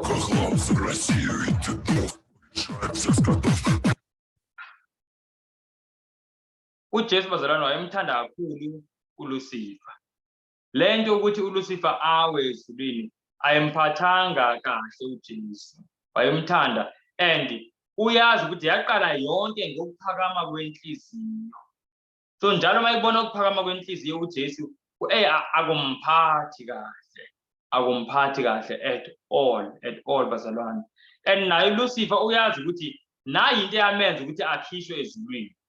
So mayifuna ukwenza sure ukuthi nabanye abantu abangeni ezulwini, kumele enze sure ukuthi banalento wayinayo just before akhishwe. Siyezwa bazalwane, angengenza isibonelo. Asithi mhlambe ngisesikolweni esithile, angenza nje isibonelo ngala manyuvesi kwala eSouth Africa. Semhlambe ngiyafunda e-UKZN. E-UKZN ngenze izinto eziningi ezingamacala. Mhlambe uthi ngelinye ilanga yabona eklasini ngikhuluma uthisha ekhuluma, hayi cha ungayenzi lokho, ungakwenzi lokho. Ngelinye ilanga ngicabana nomuntu kube khona ukulwa ukuthi ungakwenzi lokho, kodwa ngixoshwa. Ngelinye ilanga uyabona ngenza into eziningi, ngimane ngiyakodwa kwabantu o-SRC bangikhulumela nje ngingaxoshwa. Ngelinye ilanga kwenzeka ukuthi ngintshontshe iy'hlalo. Awu uma ngiqeda ngintshontshe iy'hlalo ukuthi hhayi-ke icala lokuntshontsha iy'hlalo alikhulunywe nokukhulunywa uhamba manje. Ngempela futhi ngigcine ngixoshiwe. Siyabona leyo nto. Ngibuka ukuthi into lapha e-KZN yenza ukuthi ukhishwe wangempela hayi akungabazeki nokungabazeki yaphuma mwenze lokhu ukuntshontsha kwey'hlalo. Mawukuthi bazalwane kunabanye abantu abalapha e-KZN engifisa nabo ukuthi bakhishwe khona baxoshwe, yini ekumele ngibenze bayenze? Kumele ngibenze bantshontshe nabo iy'hlalo. Sayizwa bazalwane? Yes, amen. Ngoba ngiyazi ukuthi mawuntshontshe isihlalo kuphelile. Nami phambi kokuthi ngiphume into engayenza ukuntshontsha isihlalo. Sayibona leyo nto bazalwane? Now usathane into ayenze ezulwini ukuze akhishwe bazalwane yimpakamo into ayinayo. And njengoba naye la emhlabeni efuna ukuvala izulu ukuthi abantu bangalingeni, uyazi ukuthi abantu bangacula nje bangenza konke, kodwa uma kunenhliziyo ezinempakamo abakhohlwe. Uwazi kahle, akekho umuntu owazi njengosathane ukuthi awungeni izulu ne-pride. Khohlwa. Uyazi kahle kamhlophe ukuthi i-pride ayingeni ezulwini. uNkulunkulu kwayena imbala kahlali nomuntu one-pride. So nje bazalwane usathane yingakho i-pride kuyiyona nto ayifakayo ebantwini abaningi. Yabona nje bazalwane, cishe lesono sepride yisono somuntu wonke. Yisono iyona nto ebazalwane wonke umuntu. Bakhona abantu mayiphenduka uthola umunye uyaphenduka abe umKristu kodwa akakaze aphuze, so asikho isidingo sokuthi anqobe ugoloko onye utshwala. Siyabona leyo nto ngoba vele yinto engakaze imbambe. Bakhona abanye uthothe hayi akaze banenkinga mhlambe nezidakamizwa, omunye uthothe mhlambe akaze abe nolaka, kodwa bazalwane akekho ophendukayo ongakaze abe nepride. Ubusathane uyazi ukuthi iyona nto le evalayo, ingakho eyifaka kwinhliziyo zonke ukuzidla, ukuthanda ukuphakanyiswa, uthanda ukudunyiswa, konke lokho yinto efakwe usathane enhliziyweni zabantu bazalwane. And yiyo lenza ukuthi uNkulunkulu achithe umbuso kaNebukadnezar. Na ngifisa sibuke ukuthi yini ekhoza ipride. Ake sendla kwincwadi kaDaniel chapter 4 sizozibuka lezi zinto bazalwane. Ngifuna nje siyibuke nje ngendlela nje ethe ngizothini ethe ukujula. Ake siye kwincwadi kaDaniel chapter 4. Daniel chapter 4 angisho. Na ngifisa sibone ukuthi kwakuyinhloboni le yesihlahla. Isihlahla sasinjani lesi uNebukadnezar wasiphupha sasimele yena sirepresenta yena. Asifundeni ku verse 20 no verse 21. No, in fact, asingafunda verse 20 no 21.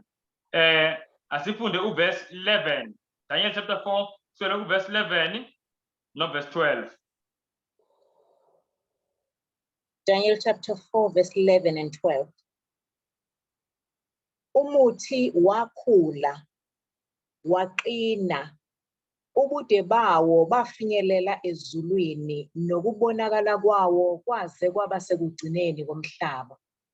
Amaqabunga awo ayemahle nezithelo zawo zaziziningi, kukhona kuwo ukudla kubo bonke. Izilwane zasendle zazinomthunzi phansi kwawo, izinyoni zezulu zazihlala emagatsheni awo, nenyama yonke yondliwa kuwo. Yabazalwane angazi noma yayibona le. Lo muthi lo urepresenta uNebukadnezar. Kuthiwa nangu uNebukadnezar kanje. Asiqale siyibone ukuqala ukuthi yini amenza ipride and nazi izinto ezenza oqala kuthiwa umuthi wakhula waqina, ubude bawo bafinyelela ezulwini, lokubonakala kwawo kwaze kwaba sekugcineni komhlaba. Number 1, uNebukadnezar wayenefame, wayenodumo. Kuthiwa ukubonakala kwawo umuthi lona kwafinyelela ekugcineni komhlaba. And bazalwane ngempela kuyenzeka ukuthi abanye abantu umuntu abe umuntu nje ophansi onormal, kodwa mase kunento mhlambe uNkulunkulu amphe yona ezomenza ukuthi mhlambe aziwe ngabantu abaningi abe nodumo, kuqale kungene ini ukuphakama. Seyizwa lo bazalwane, udumo into yokuqala. uNebukadnezar wayenodumo, lamenze lolu dumo waphakama. Number 2, lithi bazalwane amaqabunga awo ayemahle. Seyizwa lo bazalwane. Number 2, ubuhle. And then yakhulunywa nangayo ufunda kwincwadi kaEzekiel chapter 28, ufunda ngayo uSathane. Yabo ithi thine heart was lifted up because of thy beauty. Kuthiwa inhliziyo yakho yaphakama ngenxa yobuhle bakho. Abantu bayakwazi ukuthi umuntu aphakame ngobuhle bakhe, ongathi uyidale yena, ongathi uyena oshayipile la amashiya wakhe, uyena ozenzile amakhala wakhe, wayibeka umlomo wakhe, aphakame umuntu abe nempakamo nje emangalisayo ngobuhle, into angenzanga lutho uzayithola. Wavele nje wazalwa nje, kodwa umuntu aphakame. Liyaqhubeka izwi lithi nezithelo zawo lo muthi, nezithelo zawo zaziziningi, kukhona kuwo ukudla kubo bonke, noma ukudla kwabantu bonke. Siyabona leyo nto. Ngamanye amazwi wayenezinto, wayenobucebi obukwazi ukusuplya izidingo zabantu bonke. Ngempela-ke abantu babeseBhabhiloni, ku-obvious ukuthi ngandlela thize babe depende kuNebukadnezar ngoba amkhipha yamkhipha ofuna ukumcebisa amcebisa kanjalo kanjani. And lento bazalwane ubucebi siyayazi angikhulumi into engaziwa. So kunje manje ngikhipha mhlambe ezwini besingalazi kodwa ngikhuluma into esiyaziyo. Ubucebi nabo bunakho ukuthi buyiphakamise inhliziyo yomuntu. Umuntu odwa ayiphansi nje esayikhulela kungenalutho engathi echona ukuphakama okuxakile. Kwathi esoceba umuntu ayipha ngempela yabona nje sekunezinto angafisi zikhulunywe kuyena. Kunezinto akafuna uku-addressa ngendlela eyithile akayiboni nje engeyilutho. Kodwa bazalwane inkosi yezulu uJesu Kristu ela emhlabeni wadelelwa engeyilutho. Inkosi yezulu umnikazi lo we-universe yonke. Umnikazi we-universe bazalwane edelelwa. Angisakhulumi kona mase izwe esiphambanweni abantu bemthufela ngisho nangamathe. Akazi athi niyazi ukuthi ngiyinkosi kuba lenza lokhu. Uyenza kanjani into enje kumina? Seyibona bazalwane cha. uJesu wayebanjwa ngamawashing eqeda ukukhuluma ufunda incwadi kaLuka chapter 4. Bamjikijelele abantu. Akazi kube khona ukuthi niyazi ukuthi nijikijela abantu nje eminyango. Yabo yonke lento yayingekho uJesu wayephansi ngendlela emangalisayo uJesu. uJesu wayenolwazi kwazalwane wayengathi akhulume nje into eyodwa. Just nje into eyodwa already seyilandwa ngabantu ukuthi indoda ufika uyofundisa endaweni ngento eyodwa nje kuphela. Wayenolwazi ayinokuhlakanipha okumangalisayo uJesu. Kodwa uJesu awumtholi elokhu ekhuluma into eziningi zokuthi aveze ulwazi lakhe ukuthi umuntu ohlakaniphe kanjani. Into ayikhuluma kwakuyinto ehlangene nensindiso yabantu. Kodwa sibaningi sibe nomqhudelwano womqondo ukuthi ngifuna ukuveza nami nginokuhlakanipha okudlula abanye noma nginokuhlakanipha okungaka. Siyabona nobazalwane ukuphakama-ke lo owangempela. So siyathola ukuthi nazi izinto ezamphakamisa uNebukadnezar. Siyathola ukuthi okokuqala into eyamphakamisa uNebukadnezar ukuthi wayenodumo. Okwesibili umbuso wakhe omuhle ngendlela emangalisayo. Okwesithathu abantu babedepende kuyena. Ngiyengibona nasemindenini umuntu akhule eyingane elalela once baqala kangathi sekunendlela aseyasebenza abantu baqala ukudependa kuyena. Umbone naye ukuthi ngempela ngisho yena manje ne-personality yakhe seyaqala uyashintsha ngoba seyarealize ukuthi yazi labantu phela manje bathola kumina. Akakwazi ukuqhubeka ahlale eyingane nje athi kodwa eyingane abe esondla mhlambe umndeni. The fact that manje seyiyonje sekumele kube khona nothini nokuphakama okukhona. Sekumele manje kukhulunywe ngendlela eyithile kuyena. But konke lokho bazalwane yimpakamo and uNkulunkulu impakamo akayifuni. Okunye okubala eBhayibhelini ziningi bazalwane izinto mhlambe ezinye ngiyibalanga nokunye kubalwayo eBhayibhelini. Mawufunda incwadi kaTimoteyu wokuqala ngicabanga ukuthi chapter 3 kuverse 6 umpostoli uPaul mayibala izinto ekumele siyibuke kumuntu ozoba umholi ebandleni. Enye yezinto ayibalayo uthi akumele kube umuntu osemusha ekukholweni. Hleze akhukhumale inhliziyo yakhe ngenxa yesikhundla asiphiwe sona. Sayizona bazalwane.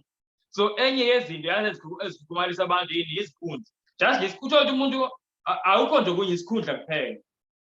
Umuntu angazi ukuthi isikhundla siyena. Kofika isikhathi labamkhipha esikhundleni afana nabanye abantu kungena omunye esikhundleni sakhe asaleke yilutho. Kodwa umuntu aphakame ngenxa nje yesikhundla. Ziningi bazalwane lezi zinto eziphakamisa abantu.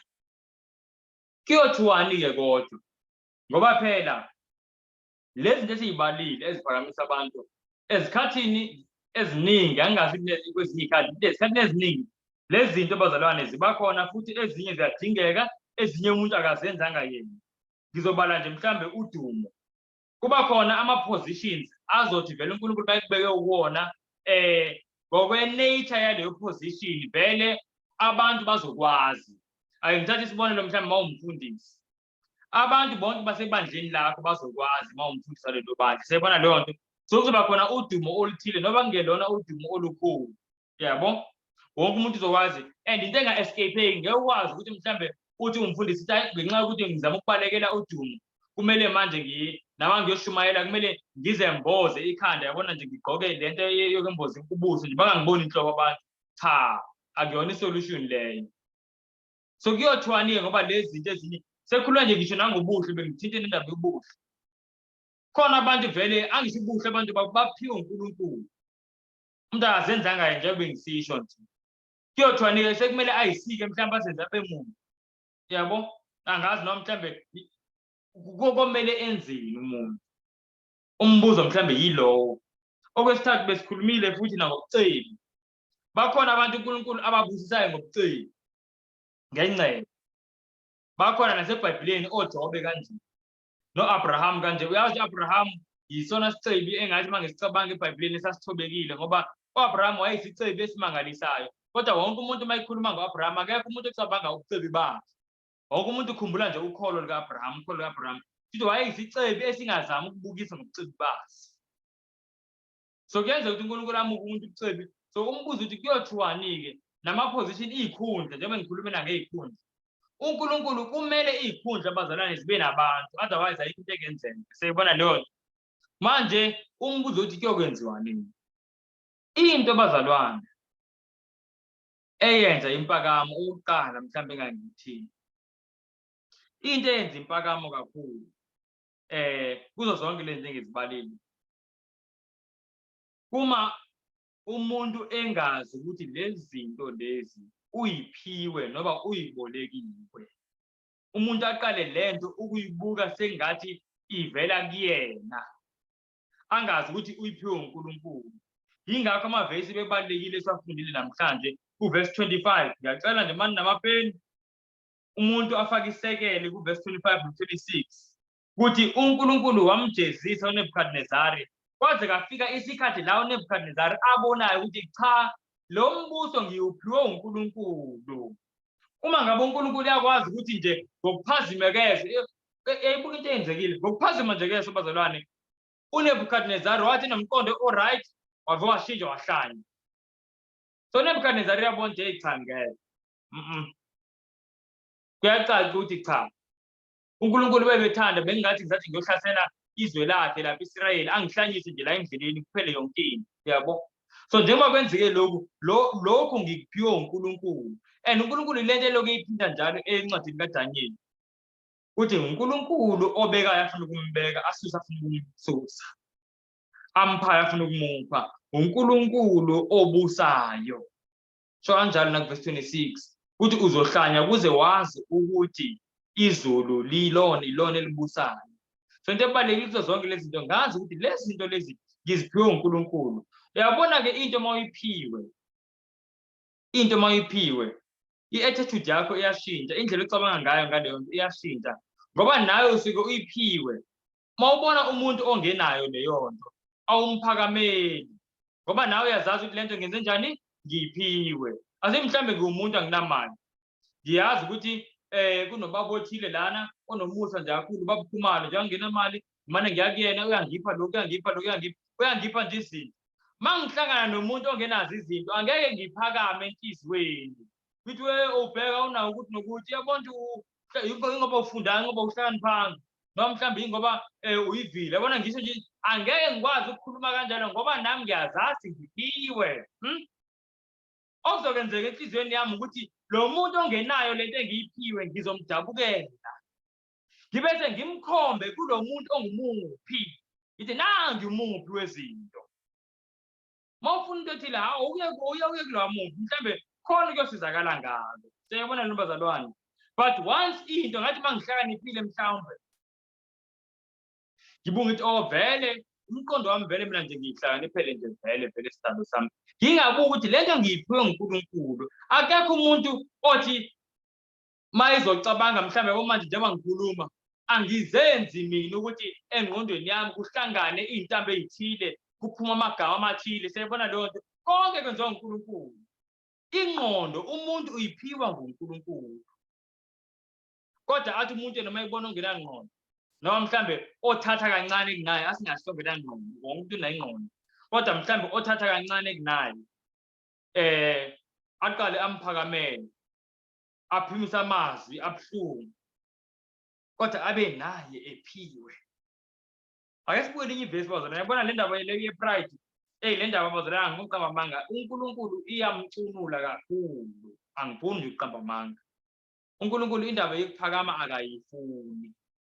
akayifuni ngoba uNkulunkulu yena usekwazi ukuthi lento ukuphile usuke sazi ukuthi uziphakamisa ngento engeyona nawe yakho ake sibuke bazalwane ngoba seKorinte bokuqala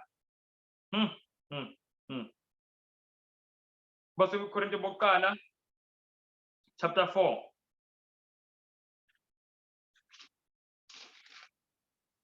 sesifikile bazalwane Yes, verse. okay siyabonga ke ake sibuke leli verse bazalwane ku verse 7 sifunde nje slowly silandele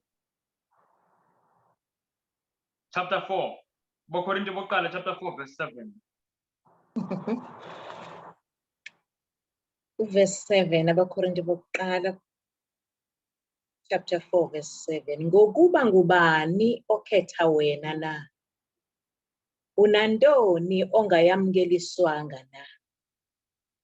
Kepha uma uyamukelisiwe, uzibongelani kungathi awuyamukeliswanga na?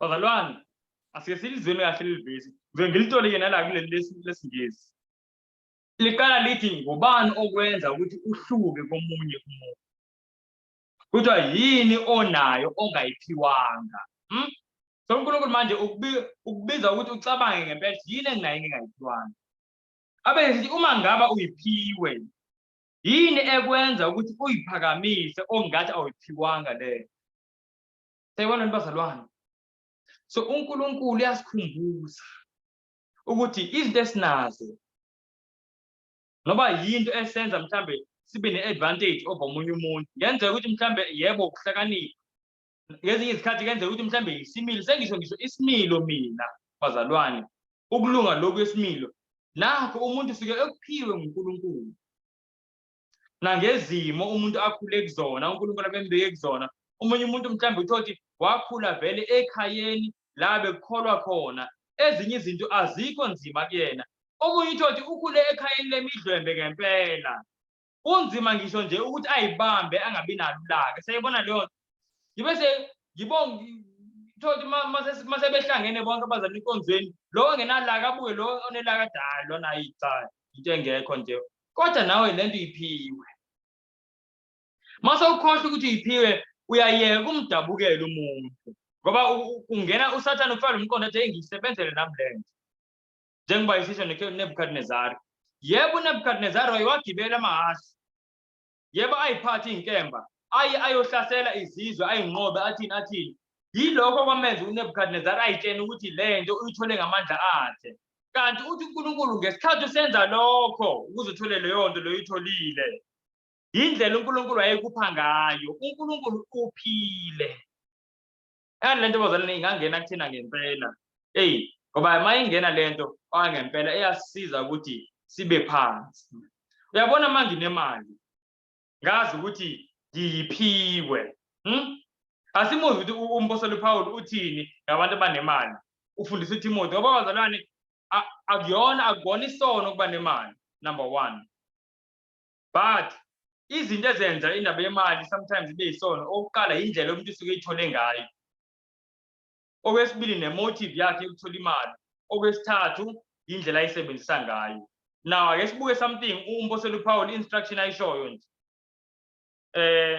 uyikhuluma lento kuTimotheo sekuTimotheo kuTimotheo bazalwane wokuqala chapter 6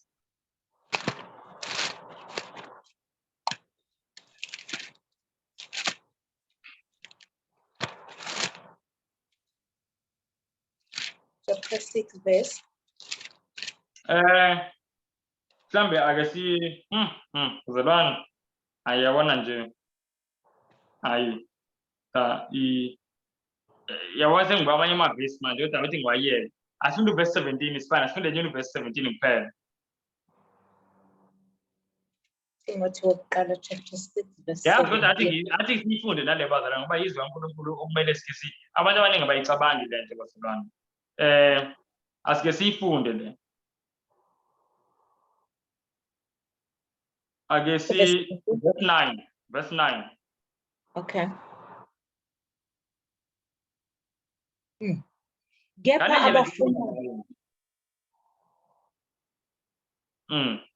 verse 9. Kepha abafuna ukuceba bayela ekulingweni nasesihibeni nasezinkanukweni eziningi zobuwula ezilimazayo ezishonisa abantu ekufeni nasekubhujisweni. Ithi laba abafuna ini? Bayela ekulingweni, bafuna ukuceba bayela ekulingweni nasesihibeni nasezinkanukweni eziningi zobuwula. Cela sibambeni lapho. Cela sibambeni lapho. Nayi phakathi bengifuna siyibone. Ithi abafuna ukuceba. Now ngeke ngasho ukuthi uNkulunkulu uyayipha umuntu inceba. But into uNkulunkulu la ayishoyo eplain la ku verse 9. Uthi into eyingozi bazalwane and iyingozi lento. Angikhathali ukuthi ubani ozothi makuphela la athi lento ikhulunywe lo mzalwane angizwa kahle. Mawungayizwa kahle is fine. Ukuthi nje uyise uNkulunkulu emkhulekweni. But uthi uNkulunkulu lana umuntu ofisa ukuceba. Siyayizwa leyo nto. The desire to be rich. Yabo. I-desire uNkulunkulu afisa sonke sibe nayo. I-desire ukuthi inkosi angibe ilento ofisa ngibe yiyona. Kuphela. Ngoba i-desire iyona eqhuba umuntu. Angishayazi lo nto bazalwane sake sayifunda. uJesu eshoyo ukuthi la inhliziyo yakho ikhona nengcebo yakho iyoba khona. Masikhuluma ngengcebo sikhuluma ngezinto eziyigugu kuwena, your time, your talents, zonke lezo zinto. So if nenhliziyo yakho isesifisweni sokuceba, izinto eziningi zakho zizobe zilandela leso sifiso ukuthi hayi mina ngifuna ukuba yisicebi. Ngifuna ukuba yisicebi. And bazalwane izinto bezizosetshenziselwa umbuso kaNkulunkulu. Zigcine zisebenziselwa umbuso womhlaba odlulayo. Umbuso womhlaba odlulayo. So isifiso bazalwane manje nginesifiso ngiphila nje ngithi hey yazi ngiyafisa nje ukuthi ngibe yisicebi. Manje nalo sifiso esinjalo kumele uqala ngibe honest ukuthi yazi inkosi nginalesifiso. Number 2 ngithi inkosi cela usisuse lesifiso, cela ungisize usikhiphe lesifiso enhlizweni yami. Ufake isifiso sokuthi inkosi angibe yilento ofisa ngibe yiyona. Yambona umpostoli Paul, umuntu oyisicebi, ewumfarisi, eyimember yeSanhedrin. iSanhedrin mawufuna ukuyilinganisa namhlanje ilingana nalento ekuthiwa yi-Supreme Court. Uyabona mawubuka amajaji e-Supreme Court bazalwane cishe wonke amamillionaire. Now umpostoli Paul wayelapho kuleyo position. Kodwa mase ibona iwundlu limlengele esiphambanweni ehlangana noJesu engasemasangweni esaDamascus. Kuphela konke lokho ukufisa ukuceba nokuba mkhulu uthi inkosi yini wena ofisayo ngiyenze. What would you have me to do? uKristu wekunjalo ke. Hayi ukuthi mina inkosi ngifisa ukuthi inkosi ngifisa ukuba yilento enoyifisayo ngayo. And bazalwane kuthiwa isifiso ngempela sengcebo siyingozi. Ngiyayiphinda le akusho mina angibhalanga mina lamazwi. Ngifunda into ebhaliwe. Ngifunda into ebhaliwe. Iziqhubeke naku verse 10 ithi the love of money is the root of all evil. Manje nesifiso sokuceba bazalwane noba ngathiwani ngisuke ngiyithanda imali. Yabo? Kanti mangithanda uNkulunkulu ngizothi inkosi ngifisa ukuba yilento ofisa ngibe yiyona. uNkulunkulu uyoyikhethela ukuthi umuntu amcebisa. uAbraham akavukanga athi inkosi ngifuna ukuceba. Yingakho nakathi abantu baseSodom befuna ukumnika ingcebo eningi. uAbraham wathi cha. Hleze uthi ngimcebisile uAbraham. uAbraham wayefuna ukwazi ukuthi mawukuthi ucebile kuvume uNkulunkulu. Yayibona leyo nto? Ngikhethelwe uNkulunkulu ukuthi ngibe nje. And abantwana baNkulunkulu kunjalo bazalwane. So by faithfulness mhlambe kwizinto ozenzayo uthi wethembekile futhi uyenza kahle izinto wenza ngama principles kaNkulunkulu kuyenzeka ukuthi uNkulunkulu akubusise ucela. Kuyenzeka ngunye wenze kahle kodwa ungacebi. Kodwa uNkulunkulu noba kunjalo yeneliseka ngalo uNkulunkulu akuphe kona.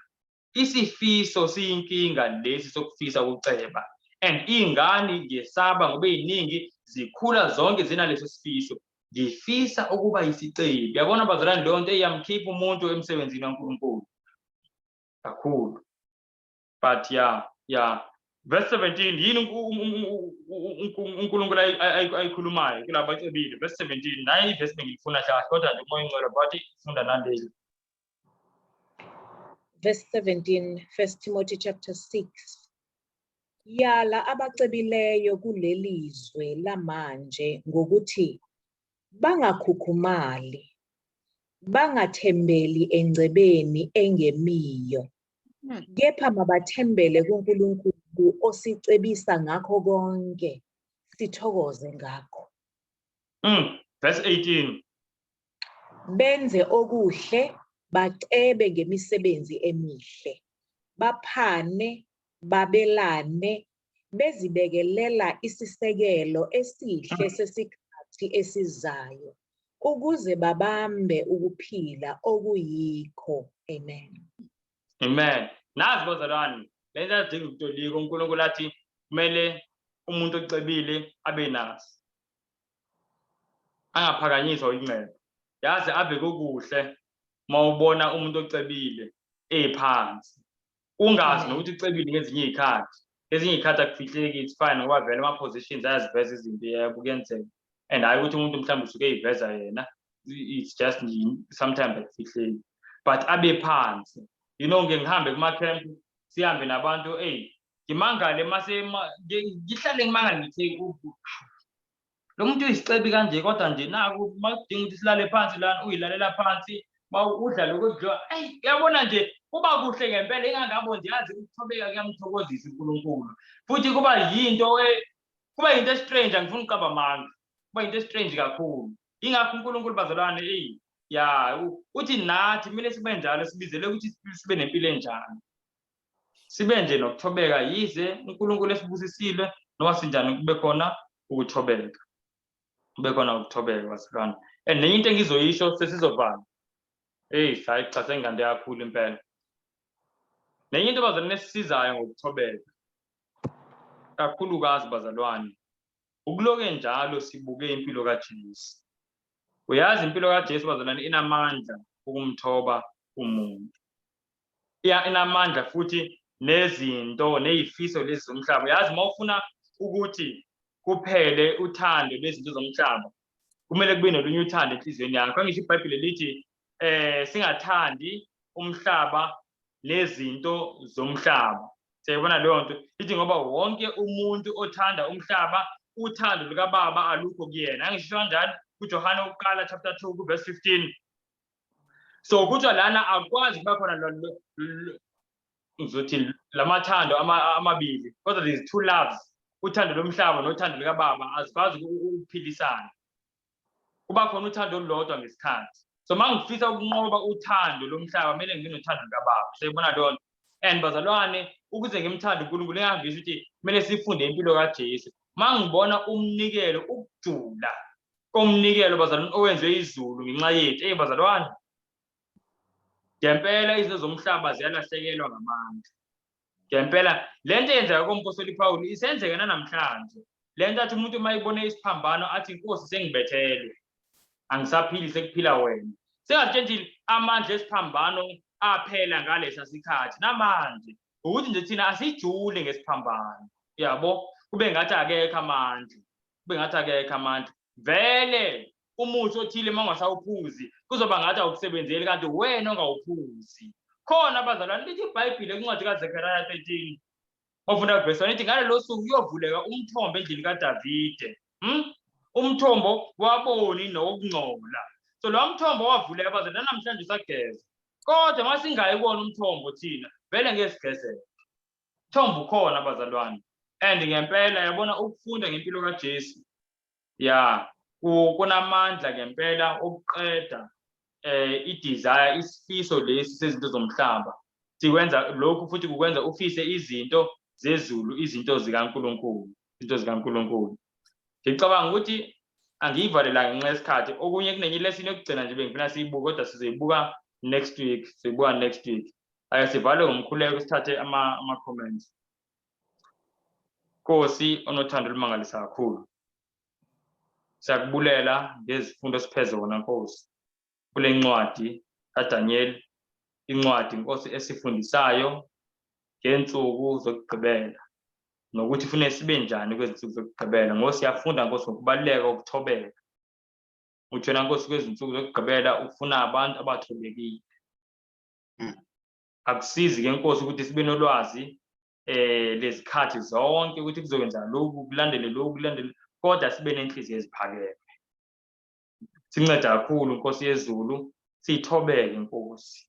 Sincede sihlale siphambaneni sibone inkosi yezulu eyayiphakeme kunakho konke okulapha emhlabeni nasezulwini kodwa yavuma ukwehla yazalwa ngendlela eluhlazo yeza apha emhlabeni apho ingakhonzwa nangumuntu omnye ishiye indawo apho ikhonzwa zingilosi ezininzi kodwa apha emhlabeni ingakhonzwa nokukhonzwa ngabantu. Abantu beyidelela benza oku noku. Sincede inkosi sizibuze uba singobani thina sifuna ukukhonzwa. Sifuna ukuphakanyiswa nokunconywa nazo zonke izinto. Siyacela Nkosi kakhulu inkosi siyadinga uncedo ukuphakama kusezinhliziyweni zethu. Nesiprofethi Nkosi siyazi ukuthi abantu bensuku zokugqibela bazobe bephakeme. Nebandla losuku lokugqibela lizobe liphakeme. Sikulo Nkosi libandla. Singabo abantu. Siyacela kakhulu nyani Nkosi uncedo. Sincede kakhulu. Sicela konke. Sicela Nkosi usincede sikumamele usathetha ngelizwi lakho ungakathethi ngenhlekelele. Sicela konke ngegama likaYesu Kristu Nazareth. Amen. Amen. Amen. Amen. Amen. Sibonga. Amen. Singathatha abazalwane.